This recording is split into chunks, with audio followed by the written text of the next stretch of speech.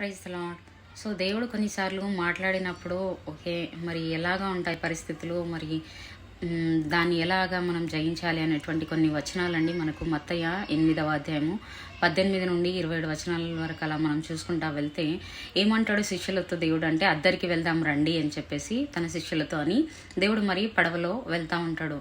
ఆ నావలో వెళ్తా ఉండుచుండగా ఆ దారికి మధ్యలో ఆయన పడుకొని ఉండగా, ఏసయ్య పడుకొని ఉండగా అక్కడ పెద్ద తుఫాన్ వచ్చి ఆ యొక్క అలలు లేవడం అనేటువంటిది ఒక సిచ్యువేషన్ ఇక్కడ అందరికీ తెలిసినటువంటి స్క్రిప్చర్ ఇది.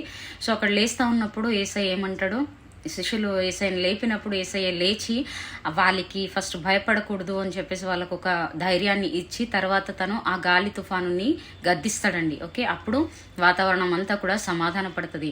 సో సిమిలర్లీ మన జీవితాల్లో కూడా ఏసయ్య ప్రతి ఒక్కరి జీవితంలో వాగ్దానాలు ఉండుంటాయి.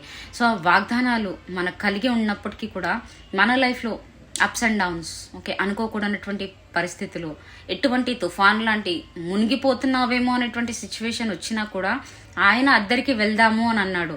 ఆయన ఒక మాట ఇచ్చాడు కాబట్టి ఖచ్చితంగా తను నెరవేరుస్తాడు. కాకపోతే యేసయ్య మరి తండ్రి యొక్క అధికారం కలిగి ఏ రీతిగా అయితే మరి ఆ గాలిని గద్దించాడో అదే రీతిగా అటువంటి అధికారం మనకు కూడా ఇచ్చాడు. కాబట్టి మన జీవితాల్లో ఆ ప్రామిస్ గుండా మనం వెళ్ళిచుండగా మరి ఏదైనా ఇబ్బంది కలిగితే దాన్ని గద్దించాల్సినటువంటి అవసరం మనదుందండి. సో ఖచ్చితంగా ఆయన మాట ఇచ్చాడు.